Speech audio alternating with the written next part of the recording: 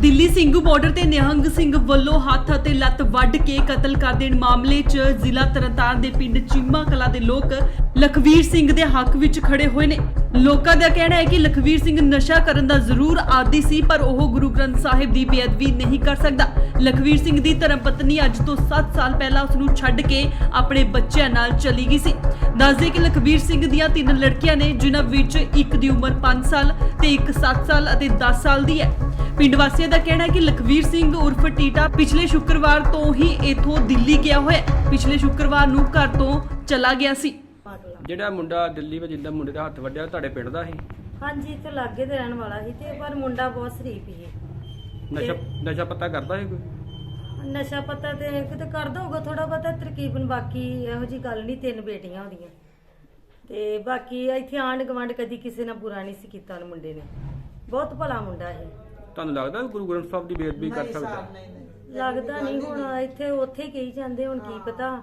ਇੱਥੋਂ ਤੇ ਨਹੀਂ, ਇਹੋ ਜਿਹਾ ਨਹੀਂ ਸੀ ਮੁੰਡਾ ਉਹ। ਸਾਰਾ ਪਿੰਡ ਹੀ ਵਿਸ ਕਰਨ ਡਿਆ ਉਹ ਦਿਲੋਂ। ਕਦੋਂ ਕਦਾ ਗਿਆ ਇੱਥੋਂ ਪਤਾ ਕੋਈ? ਪਤਾ ਇੰਨਾ ਨਹੀਂ ਮੈਨੂੰ ਪਤਾ। ਤੁਹਾਨੂੰ ਪਤਾ ਤੁਸੀਂ ਦੱਸੋ ਨਾ। ਸ਼ੁੱਕਰਵਾਰ ਦਾ ਗਿਆ, ਮੈਂ ਦੱਸ ਦਿੰਦੀ। ਅੱਛਾ, ਸ਼ੁੱਕਰਵਾਰ ਦਾ ਕਹਿੰਦੇ ਗਿਆ। ਭੈਣ ਜੀ ਕੀ ਨਾਂ ਤੁਹਾਡਾ? ਮੇਰਾ ਨਾਮ ਸੁਰਿੰਦਰ ਕੌਰ। ਕਿਹੜਾ ਪਿੰਡ ਭੈਣ ਮੇਰੀ? ਚੀਮਾ। ਜਿਹੜੇ ਮੁੰਡੇ ਨੂੰ ਸੰਧੂ ਬਾਰਡਰ ਦੇ ਹੱਥ ਵੱਢਿਆ ਗਿਆ ਇਸੇ ਪਿੰਡ ਦਾ ਸੀ? ਹਾਂਜੀ। ਕੀ ਨਾਂ ਸੀ ਉਹਦਾ ਤੇ ਕਿੰਨੀ ਕੁ ਉਮਰ ਹੋਣੀ ਆ? ਉਹਨੂੰ ਤੇ ਵੈਸੇ ਟੀੜਾ ਇੱਥੇ ਦੇ ਉਹਨੂੰ ਕਹਿੰਦੇ ਰਹਿੰਦੇ ਆ ਤੇ ਹੁਣ ਆਧਾਰ ਕਾਰਡ ਤੇ ਪਤਾ ਨਹੀਂ ਕਿਹੜਾ ਨਾਂ ਹੈ। ਲਖਵੀਰ ਸਿੰਘ। ਅੱਛਾ, ਤੇ ਕੌਣ ਕੌਣ ਇੱਥੇ ਪਰਿਵਾਰ ਚ ਉਹਦੇ ਕੌਣ ਕੌਣ ਇਹ ਹੈਗਾ? ਦੋਵੇਂ ਭੈਣ ਭਰਾ ਰਹਿੰਦੇ ਸੀ। ਤੇ ਕੰਮ ਕੀ ਕਰਦਾ ਸੀ ਉਹ? ਕੰਮ ਇਦਾਂ ਹੀ ਆ, ਪੱਠੇ ਪੁੱਠੇ ਲੋਕਾਂ ਦੇ ਪਾ ਦਿੰਦਾ ਸੀ ਤੇ ਪੈਸੇ ਪੂਸੇ ਦੇ ਦਿੰਦੇ ਸੀ। ਅੱਛਾ, ਉਹਦੇ ਤੇ ਜਿਸ ਤਰ੍ਹਾਂ ਇਲਜ਼ਾਮ ਲੱਗ ਰਹੇ ਬੇਅਦਬੀ ਦੇ, ਕਿ ਇਸ ਤਰ੍ਹਾਂ ਦਾ ਲੱਗਦਾ ਤੁਹਾਨੂੰ? ਇਸ ਤਰ੍ਹਾਂ ਦਾ ਬੰਦਾ ਹੈਗਾ ਸੀ? ਨਹੀਂ, ਇਹੋ ਜਿਹੀ ਨਹੀਂ ਗੱਲ। ਤੁਹਾਨੂੰ ਲੱਗਦਾ ਵੀ ਉਹਨੂੰ ਕੋਈ ਇੱਥੋਂ ਲੈ ਕੇ ਗਿਆ ਹੋਊਗਾ?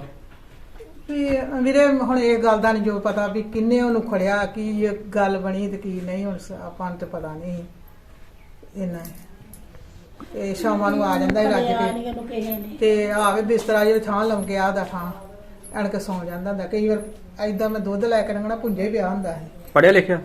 ਨਹੀਂ, ਦਾਸ ਕੀਤੀਆਂ ਆ। ਨਹੀਂ, ਨਸ਼ੇ ਪੱਤੇ? ਹਾਂ, ਨਸ਼ੇ ਪੱਤੇ ਬਹੁਤ ਕਰਦਾ ਹੈ। ਕਦੀ ਅੱਗੇ ਪਿੰਡੋਂ ਕਦੀ ਬਾਹਰ ਗਿਆ, ਕਦੇ ਅੰਮ੍ਰਿਤਸਰ ਵਗੈਰਾ ਕਦੀ? ਨਾ ਉਹਨੂੰ ਤੇ ਦਿੱਲੀ ਦਾ ਤਾਂ ਪਤਾ ਹੀ ਨਹੀਂ ਹੋਣਾ ਵੀ। ਉਹ ਮੇਰੇ ਕੋਲ ਕਦੀ ਅੰਮ੍ਰਿਤਸਰ ਤੱਕ ਵੀ ਗਿਆ ਨਹੀਂ, ਖੱਤਾ ਨਹੀਂ ਗਿਆ। ਹਾਂ, ਤੇ ਗੜ ਹੁਣ ਇਸ ਗੱਲ ਦਾ ਨਹੀਂ, ਉਹਦੀ ਕਿਸਮਤ ਤੇ ਤਕਦੀਰ ਹੈ।